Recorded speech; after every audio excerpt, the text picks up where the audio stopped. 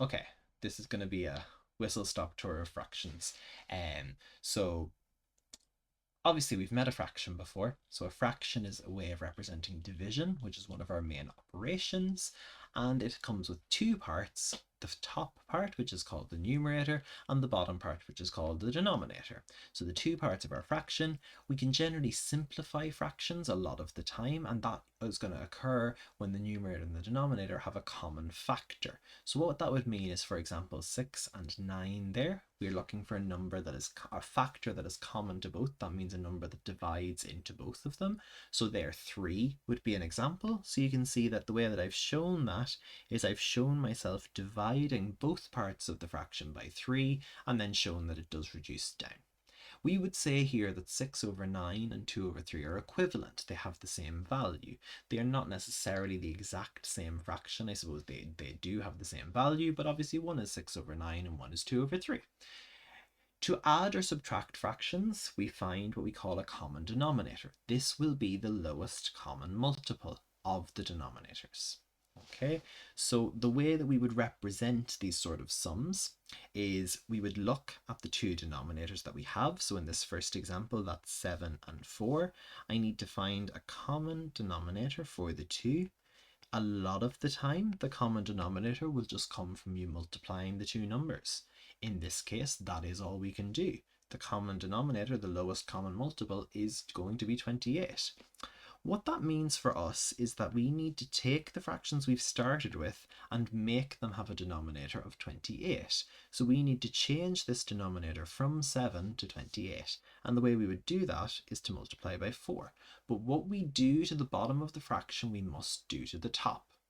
So if I multiply the bottom by 4, I must multiply the top by 4. And I suppose the reason for that comes back to what we set up here. If fractions have a common factor, then they're considered to be equivalent. What we're trying to do here is to rewrite this fraction as an equivalent fraction with a denominator of 28. So we're saying, what is the fraction which has the same value as 6 over 7, but has 28 on the bottom? So to do that, we'll multiply both by 4. On the other fraction, same idea again. We want to know what's the same fraction that has the same value as 3 over 4, but has a denominator of 28. So here we're going to have to multiply top and bottom by 7. So that's going to give me 24 over 28 plus 21 over 28, which is 45 over 28. Okay, and I suppose that gives us kind of a nice sense of how do I combine these fractions, getting that common denominator. And we'd always just look and double check to see, is there a common factor? Can they simplify down further? Which they can't in this case. Let's do another case of that. So 5 over 6 minus 3 over 4, same idea again. We're looking for a common denominator. This is one of the rare cases where the lowest common multiple is not just 6 times 4, because we could actually go for 12.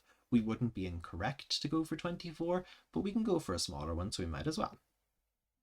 Same idea again. We start with 5 over 6, but we're trying to work out what is the equivalent fraction which has a denominator of 12. So we're going to multiply the denominator by 2 to make it 12, but we then have to multiply the top by 2 as well, bringing in that common factor. Same idea with the 3 over 4. We're going to multiply the bottom by 3 and the top by 3. So top and bottom by the same thing. We get 10 over 12 minus 9 over 12, which is 1 over 12. Okay, and again, I suppose there we can't really do any better than that. Okay, can't do a whole pile better than that. Last one brings in a different type of fraction. This obviously is a mixed fraction where we have some whole numbers and we have some fraction parts. So we've 1 and 4 over 5 and 1 and a third. The way that I would tackle these ones is to think about the 1, the whole number, as being a full fraction. So what that means for me here is it's 5/5. I also then have the 4/5. So I have 9/5 total. If we look at the thirds, I have 3/3 and the extra 1/3. So 4/3 total. Now my sum is 9 over 5 minus 4 over 3. Let's do the same idea again. We need a common denominator. So a common denominator for 5 and 3, it's going to have to be 15. So multiply this one by 3, this one by 5, and kind of construct it all in the same way. So 27 over 15 minus 20 over 15. So 7 over 15 is my overall answer. So converting out of those mixed fractions is another skill that's quite important to us. And you're kind of noticing here as well, we only had one example, but I'm not actually going back to mixed fractions. And that's, I suppose, just something that we tend to do. We tend to just kind of now leave them as top-heavy fractions. They're more useful for us in a lot of the sums that we're doing. Mixed fractions can actually just become a bit clumsy and a bit kind of, I suppose, depends on the question. Depends on the question a lot of the time. I shouldn't rule it out altogether, but a lot of the time we're probably going to leave them as mixed fractions. Looking at multiplying, a bit more straightforward. To multiply fractions, we multiply across. So we multiply the top by the top and the bottom by the bottom. So in order to show that, 2 times 1, 3 times 2, that's 2 over 6. Always ask yourself, is there a common factor here? Is there a number that divides into 2 and 6? There is, of course, it's 2, so this will reduce down to 1 over 3. With the next one, this brings us a nice little other example of a number which is a whole number, which doesn't appear to be a fraction. But any whole number has an invisible denominator of 1, because any number divided by 1 is still just the number that started with. So we actually have 14 over 1 by 3 over 5. Same thing again, multiply the top by the top and the bottom by the bottom, and that's going to give us, let me think, 342 over 5. Okay, and there's no real common factor there that we can work with. We can't simplify that down any further. Last example here brings us again to a mixed fraction. I'm going to go again the same way this time. I'm going to convert out of the mixed fraction 2. So 2 in terms of quarters, you can think about multiplying it. So 4 by 2 is 8, so that's 8 quarters, plus another 1 quarter, which is then 9 quarters.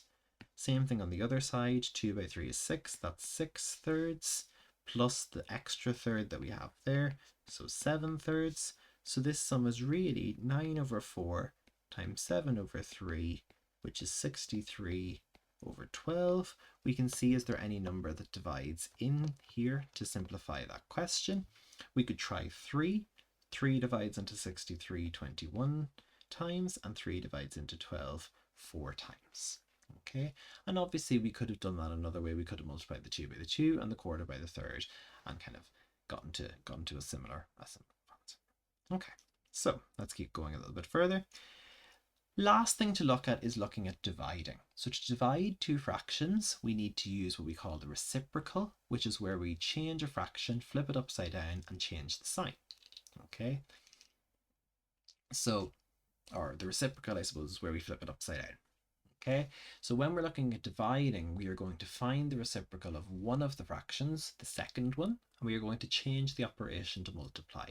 So we keep the first fraction, we flip the second fraction, we change to multiplication. It's kind of KFC idea. Keep the first, flip the second, change to multiply.